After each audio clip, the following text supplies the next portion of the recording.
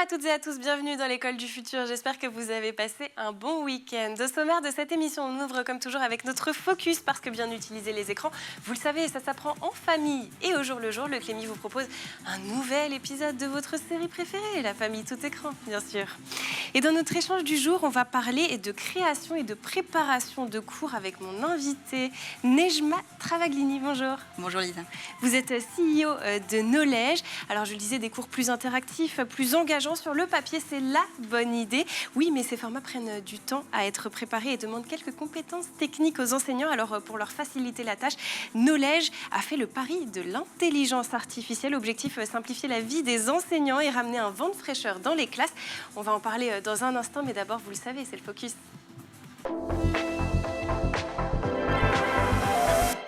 Focus aujourd'hui sur une utilisation saine et maîtrisée du numérique dans les foyers. C'est avec notre partenaire Le Clémy et sa série La famille tout écran. On se retrouve tout de suite après votre nouvel épisode. Salut mes petits loulous, on est en live avec Myriam et Erwan. Myriam, Erwan, on est déjà plus de 20 000 personnes sur le live. Alors, est-ce que vous êtes prêts à relever mon défi, le Yes Maris Challenge, pour gagner un incroyable cadeau? Yes! Myriam et Erwan, c'est un truc de dingue. On est en train d'exploser tous les records. Il y a plus de 80 000 personnes qui vous regardent. Alors, pour réussir le Yes Marie Challenge, je vais vous proposer 3 gages. Le premier, faire la poule. Oh là là, ça c'est de la poule de compétition. Premier gage hautement relevé. Le deuxième gage, ça va être de toucher votre nez avec la langue. Allez, c'est parti. On va dire que c'est bon. Allez, troisième gage maintenant les amis. Je vais vous demander de tondre la pelouse, mais avec la bouche uniquement. C'est parti, allez go. Non, non, oh, vous êtes sérieux? Vous alliez vraiment le faire, là?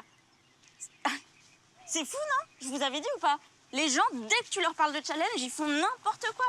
Genre, moi, ça me rend dingue. Quand vous participez à un challenge sur Internet, réfléchissez aux conséquences avant de passer à l'acte. Vous pouvez vous mettre dans des situations ridicules, voire dangereuses. Faites le tri, les amis. Chérie, j'ai un challenge à te proposer. Je sens que ce challenge va me plaire. Tiens, alors c'est l'heure du vaisselle challenge. Ensuite, il y aura le sortir les poubelles challenge. Et pour finir, le massage de ta femme challenge. Ah, celui-là, je peux le relever sans crainte.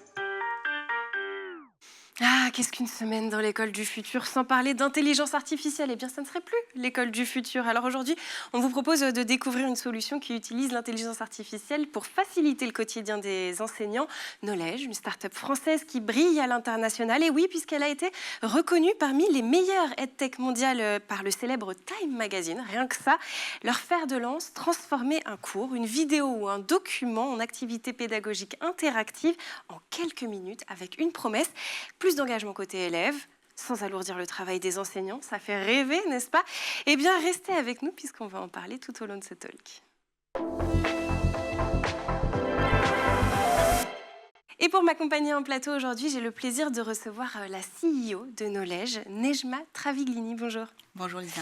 Alors Nejma, vous êtes déjà venue bien évidemment sur le plateau de l'école du futur avec ma prédécesseur. Mais pour ceux qui ne vous connaissent pas, qui ne regardaient pas encore l'émission à l'époque, est-ce que vous pouvez nous rappeler en quelques mots ce que vous faites chez Knowledge?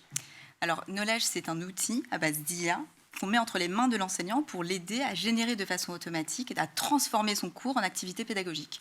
Donc les activités pédagogiques, on parle de quiz, de flashcards, de mots mêlés, de mots croisés. Donc c'est toutes les activités que l'enseignant va mettre entre les mains des élèves pour les aider à s'engager avec le contenu du cours. Alors votre mantra, finalement, c'est plus d'interactivité pour les enseignants. Et ça, c'est quelque chose qui manque aujourd'hui dans l'enseignement. Absolument. Ce qu'on voit avec l'interactivité, c'est que quand on parle d'interactivité, on parle d'engagement. Donc la consommation passive qu'on peut avoir notamment par exemple quand on scrolle sur TikTok ou quand on regarde des vidéos et qu'on n'est pas acteur en fait de l'activité, l'interaction va permettre en réalité de venir s'engager avec le contenu d'apprentissage et de venir générer une réponse.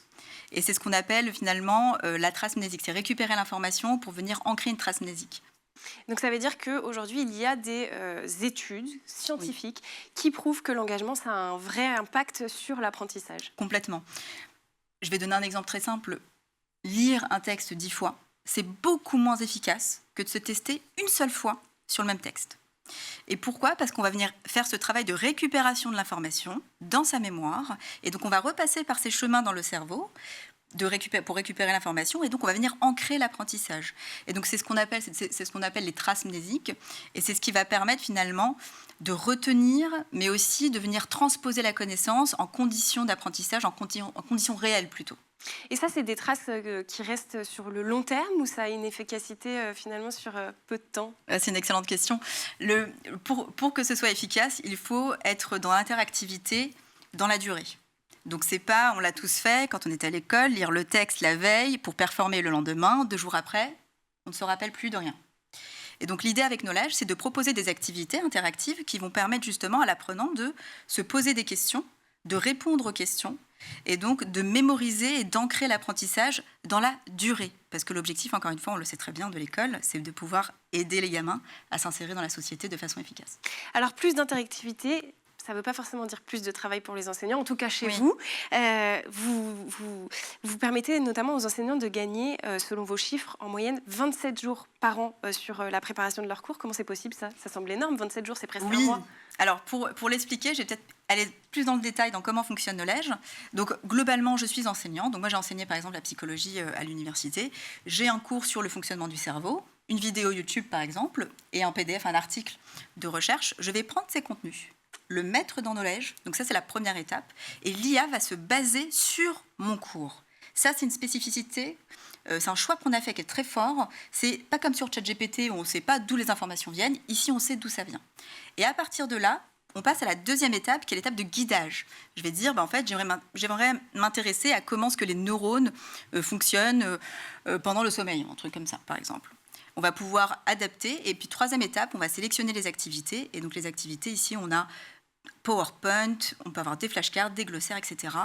Et ensuite, j'appuie sur un petit bouton et en l'espace de quelques minutes, l'IA va générer des activités. Et là, en tant qu'enseignante, je vais pouvoir ajuster le contenu. Donc, c'est bien l'enseignant qui pilote l'IA. Et toutes les activités qui sont générées, plutôt d'y passer, il faudrait honnêtement pour une vidéo interactive, donc nous on génère des vidéos interactives, si je prends une vidéo YouTube et que je la mets dans Knowledge, on va pouvoir ajouter des questions. Si je le fais manuellement, et je l'ai déjà fait parce que j'étais conceptrice pédagogique aussi, ça prend mais facile 10 heures. C'est énorme.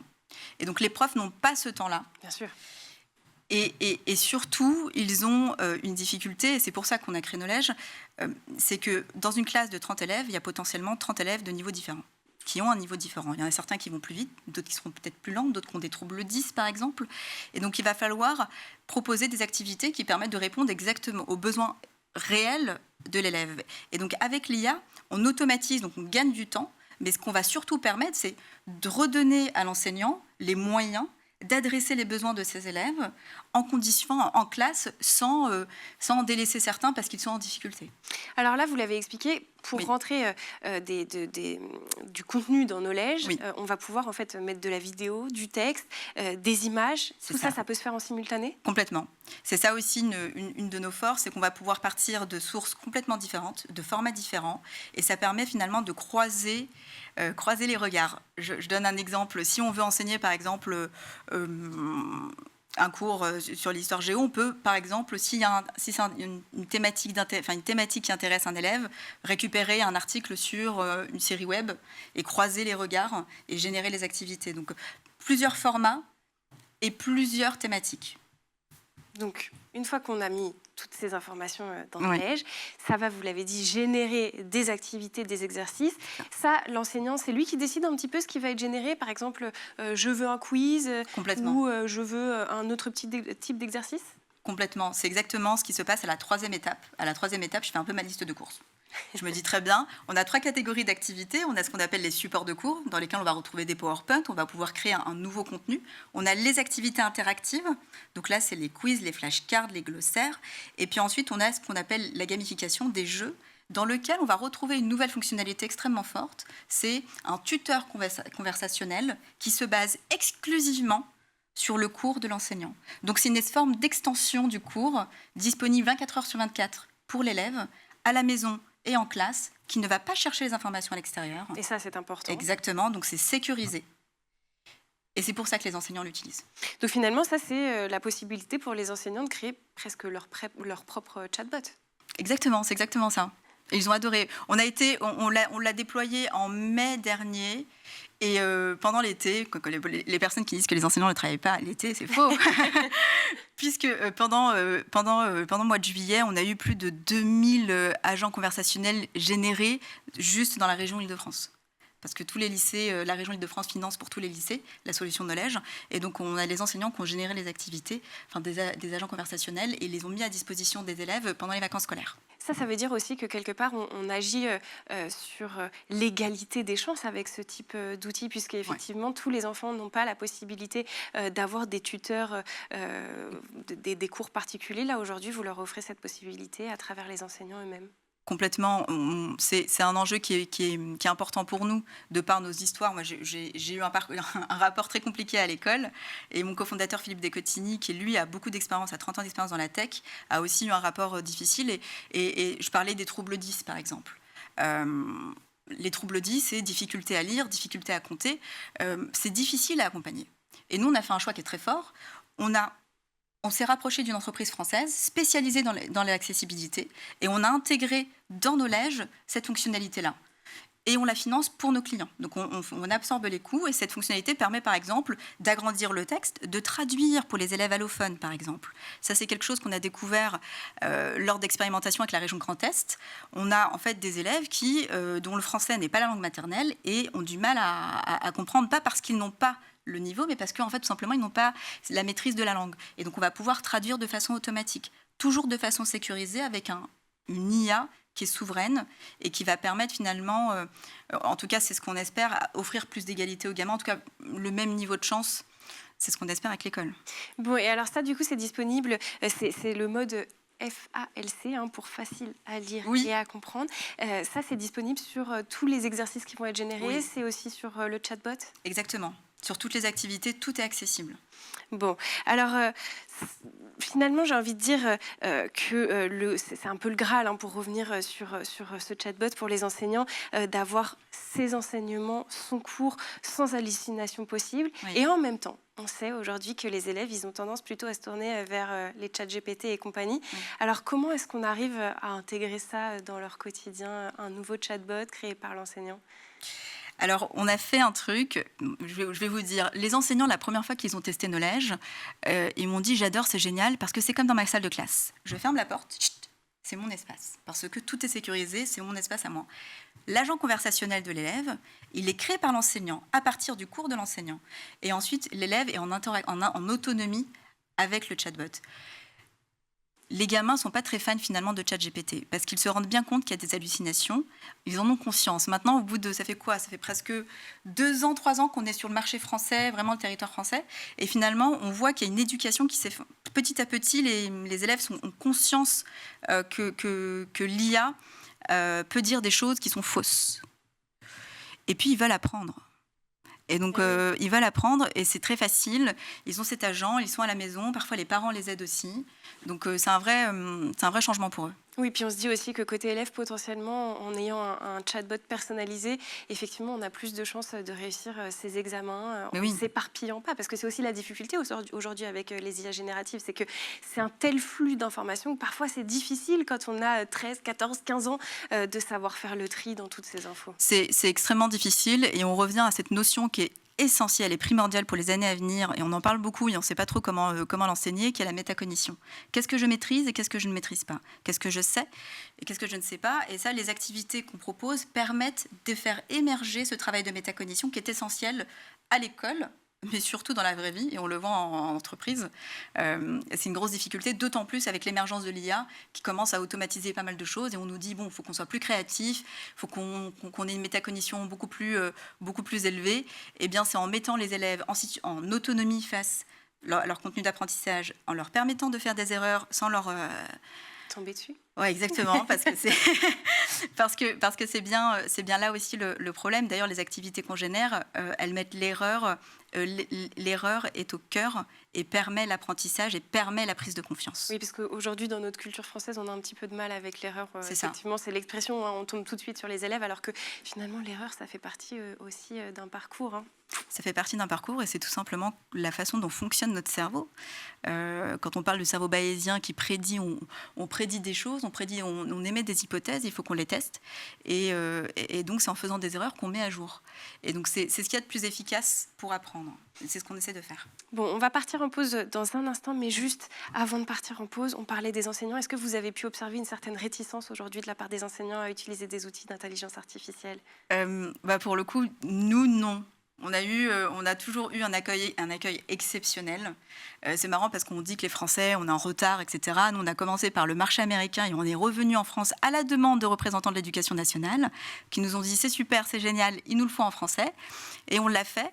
Et les enseignants, non, parce que dans l'expérience utilisateur, on a co-construit la solution avec eux et on les a mis au cœur du dispositif. Donc en fait, le fait d'avoir le contrôle, c'est un parfait équilibre entre contrôle et autonomie pour l'enseignant. C'est son espace à lui, c'est sécurisé, il connaît ses élèves, il maîtrise son cours, il génère les activités, il partage ce qu'il souhaite ou pas. Il n'est pas obligé de les mettre face à un écran, il peut aussi imprimer. Donc on lui redonne les moyens. Et on parle beaucoup du temps gagné, mais ce que me disent les enseignants, et ça m'a beaucoup touchée, c'est je retrouve ma liberté pédagogique. Je retrouve le pourquoi je me suis lancée en fait, dans ce métier-là. En fait, c'est vraiment pour aider les gamins. Sauf que quand tu as 30 élèves devant toi, c'est très difficile, voire impossible. Bon, effectivement, c'est la plus belle récompense d'avoir ce type de retour. On va continuer à parler de knowledge en seconde partie d'émission, bien évidemment, parce qu'on a encore plein de questions à vous poser. Mais d'abord, vous le savez, c'est l'heure d'aller sur la planète tech. Atterrissage dans la galaxie Internet, c'est le meilleur du contenu que vous pourrez trouver sur le web, c'est la sélection de Dylan Coller.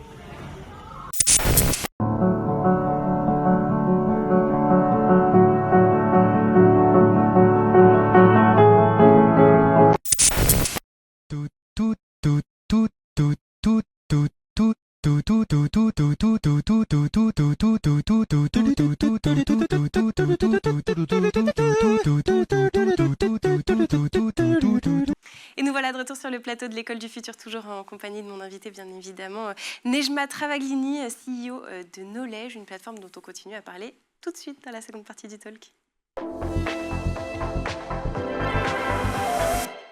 Alors Nejma, on était en train d'évoquer avant de partir en pause la manière dont votre plateforme a été reçue par les enseignants. Donc pour ceux qui nous rejoignent, c'est plutôt très positif. On a parlé aussi du fait que l'une des nouveautés, par rapport à la première fois où vous êtes venu sur ce plateau, c'est que vous avez mis en place un mode FALC, donc facile à lire et à comprendre, qui permet du coup aux élèves qui ont certains troubles, notamment des troubles 10, de pouvoir mieux comprendre vos contenus. Ça, c'était une vraie demande de la part des enseignants, peut-être, que vous avez eu. Tout à fait. Quand on est revenu sur le territoire français, on a mené des expérimentations dans différents territoires, parce qu'en fonction des territoires, on a aussi des besoins différents qui émergent.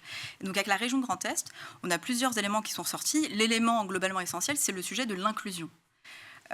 Et donc, on a pu développer ce FALC, donc facile à lire et à comprendre, qui est un standard utilisé partout en Europe. Et on a également travaillé avec l'entreprise Cantou, qui est une entreprise française et qui permet justement, par exemple, d'agrandir le texte pour les personnes qui ont des troubles de la vision, de pouvoir lire le texte pour ceux qui ont pour faciliter aussi l'apprentissage, pour les personnes en situation avec une dyslexie, de pouvoir ajuster le texte de façon automatique. Donc, tous les élèves en autonomie peuvent ajuster le contenu en fonction de leurs besoins. Parce qu'aujourd'hui, finalement, tous les élèves qui ont ce type de troubles, malheureusement, ils ne sont pas toujours accompagnés en classe. Pour les enseignants, c'était un travail titanesque. C'est impossible et je vais vous dire, j'ai passé une journée dans une classe avec une enseignante, Mathilde, qui fait un travail incroyable et qui m'a donné cette chance de pouvoir assister à son cours. C'est astronomique le travail que ça demande. On a une classe de 30 gamins avec des niveaux différents, avec les troubles 10, et c'est juste impossible à gérer. Et donc c'est vraiment ce qu'on souhaitait faire avec Knowledge, leur faciliter la création d'activités en classe et à la maison, adaptées aux besoins, et puis surtout qui leur permettent de ne pas délaisser certains élèves en difficulté. Et d'ailleurs, ce qui était intéressant à voir dans cette classe, c'est qu'elle faisait des petits groupes et elle laissait les élèves en autonomie. Donc même les élèves en difficulté, lorsqu'ils sont en autonomie, arrivent à avancer lorsqu'ils ont le bon contenu entre les mains, avec les bonnes consignes et le bon cadre. Et donc, malgré tout, c'est un gros travail qu'elle fait. Même avec la solution Knowledge, c'est pas une solution miracle, c'est une enseignante assez exceptionnelle qui fait un gros travail et qui utilise aussi d'autres solutions EdTech qu'on a sur le marché. Mais l'enjeu aujourd'hui, on ne peut plus laisser les gamins avec des troubles 10 non détectés en difficulté. Moi, par exemple, je suis dyscalculique. Dyscalculique, ça veut dire que j'ai du mal à retenir mes tables de multiplication. Eh bien, j'ai fait tout pour ne plus faire de mathématiques, alors qu'en fait, j'adore les sciences. Si vous aviez été bien accompagnée, oui, ça aurait fait la différence. Et complètement. J'ai fait des choix, des stratégies d'évitement. C'est des stratégies qu'on met en place. On va sur ce qu'il y a de plus facile, parce que de toute façon, l'école nous mène dans un objectif de performance. Il faut qu'on ait des bonnes notes pour avoir le bac, pour accéder aux études supérieures. Et donc oui, pouvoir les détecter tôt et donner les outils aux enseignants pour adresser ces problématiques-là, c'est essentiel. Et puis, du côté de l'enseignant, il y a les élèves, mais du côté de l'enseignant, il y a quand même une charge de travail qui est assez monstrueuse.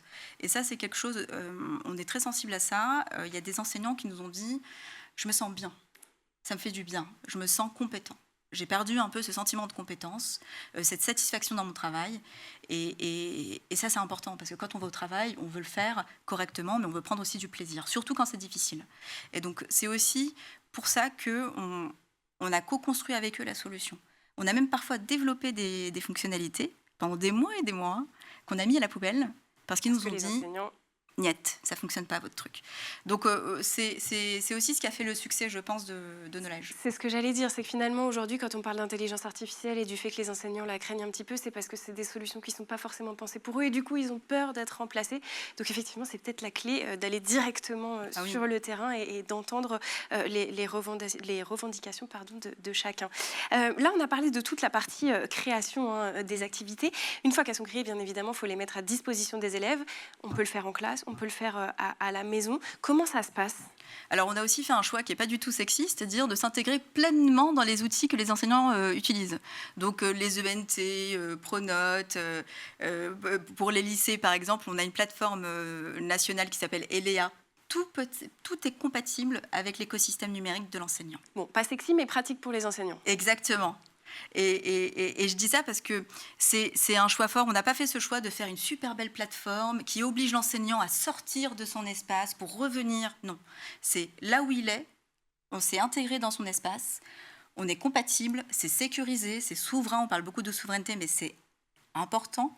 Donc là, on n'est pas sur une IA américaine avec un outil américain. Tout est fait en France, c'est du made in France dans l'espace de l'enseignant est complètement compatible. Et ensuite, il y a des enseignants qui nous ont dit vous êtes bien mignons, mais moi, je préfère que mes petits gamins ils aient leur petit stylo et qu'ils rédigent écriture manuscrite. Et donc, en fait, on a donné la possibilité aussi d'imprimer les activités. Bon, finalement, encore une fois, vous laissez le choix aux enseignants. Toujours, Ils sont pleinement souverains, eux, justement, Oui. dans leur classe. Bon, alors, une fois qu'ils ont créé une activité, en revanche, est-ce qu'il est toujours possible de la modifier? Parce que ça peut arriver, les erreurs. Oui. Et puis demander aussi d'adapter en fonction des Complètement. retours des élèves. Absolument. Et c'est ça aussi qui a amené une adoption très forte de la solution. C'est que toutes les activités sont modifiables et de façon illimitée. Donc, je vous prends par exemple un quiz, on génère de façon automatique les questions, ce qu'on appelle les distracteurs et les options de réponse, plus les feedbacks à ces questions-là. L'enseignant peut cliquer sur modifier et peut ajuster et régénérer les activités. Il peut le faire pour toutes les activités. Et toujours dans une logique de simplicité. D'ailleurs, même un enseignant qui n'est pas très à l'aise avec le numérique, il peut utiliser Knowledge. Complètement. C'est ça qu'il faut retenir. C'est ça. La simplicité d'utilisation, ça a été un gros sujet pour nous. C'est pour ça que, par exemple, aujourd'hui sur Knowledge, vous avez toujours qu'un bouton. Créer un module. Vous n'en avez pas 5, vous n'en avez pas 10. C'est un bouton, un tunnel, 3 étapes. Et vous avez la main du début à la fin. C'est ce que je disais, entre un équilibre entre le contrôle qu'on offre à l'enseignant et l'autonomie qu'on lui offre aussi. Et donc, comme ça, il ne se pose pas les questions de paramétrage, des choses laborieuses auxquelles il n'a pas pensé. C'est tout l'intérêt d'avoir de l'IA. L'IA sert à ça, à éliminer toutes ces tâches laborieuses et à se concentrer sur le cœur du sujet, qui est le contenu qu'on souhaite enseigner aux gamins. Il y a le contenu qu'on souhaite enseigner, mais il y a aussi les retours dont on a besoin. Comment ça se passe, le suivi pour les enseignants ? Sur la plateforme, comme on s'intègre sur les plateformes qu'ils utilisent, eh bien, ils peuvent suivre absolument tout sur la plateforme ELEA, dans les ENT. On a tous les résultats qui sont remontés de façon automatique. Bon, effectivement, j'essaye de poser des questions pièges, mais j'ai l'impression que tout est trop simple sur Knowledge. Bon, alors, on l'a dit, vous avez eu du succès. Est-ce que vous êtes bien implanté aujourd'hui dans le secteur de l'éducation ? Complètement, on a utilisé dans les collèges, dans les lycées, dans l'enseignement supérieur, dans les business schools, les universités. Je vous donne un exemple, la région Île-de-France finance pour tous les lycées de la région la solution Knowledge. On est utilisé par l'université de Montpellier, enfin plein de... Finalement, en moins d'un an, on s'est déployé de façon assez massive sur tout le territoire. Et donc, moi, j'en profite pour dire merci à nos partenaires parce que l'accueil a été vraiment exceptionnel. Et c'est vrai qu'on me pose souvent la question, les enseignants français, l'éducation nationale a été... très réceptive. Vraiment, ouais, vraiment. Donc c'est positif parce qu'on a pu commettre les erreurs avant, tester, parce que c'est aussi comme on dit, du test and learn, quoi. Nous aussi, on fait nos erreurs. Bien sûr. Et donc on apprend avec les enseignants, on corrige avec eux, et ça permet de créer en fait une relation de confiance, à la fois avec les institutions, mais avec les enseignants en direct. On s'est beaucoup déplacé sur les territoires. J'ai fait le tour de la France, j'ai redécouvert la France. On a découvert la France. On se déplaçait pour rencontrer 10 enseignants, je ne sais pas, à Quimper, aussi dans l'Isère. Et c'est en étant en contact avec eux qu'on a pu avoir justement une solution qui leur ressemble. Bon, on arrive à la fin de l'émission, Oui. donc en quelques mots, est-ce qu'il y a des projets peut-être pour Knowledge prochainement ? Une occasion de vous revoir sur ce plateau ? Oui, alors on continue à remporter des prix, mais surtout à remporter un projet pour développer une application à destination des élèves, pareil en bonne intelligence avec les enseignants, et puis un déploiement encore plus massif à l'échelle de l'Europe. Bon, en tout cas, on vous souhaite plein de bonnes choses. Et puis, effectivement, si tout ça se concrétise, on aura l'occasion de vous revoir dans l'école du futur. Merci beaucoup, Nejma Travaglini, d'avoir été avec nous. Je le rappelle, vous êtes CEO de Knowledge. Merci aussi aux équipes au régie, comme d'habitude, qui font un formidable travail. Merci à Lilian Brémond. Et surtout, comme d'habitude, merci à vous de nous avoir suivis. On se retrouve avec grand plaisir dès demain à 12h30 sur School TV. D'ici là, portez-vous bien.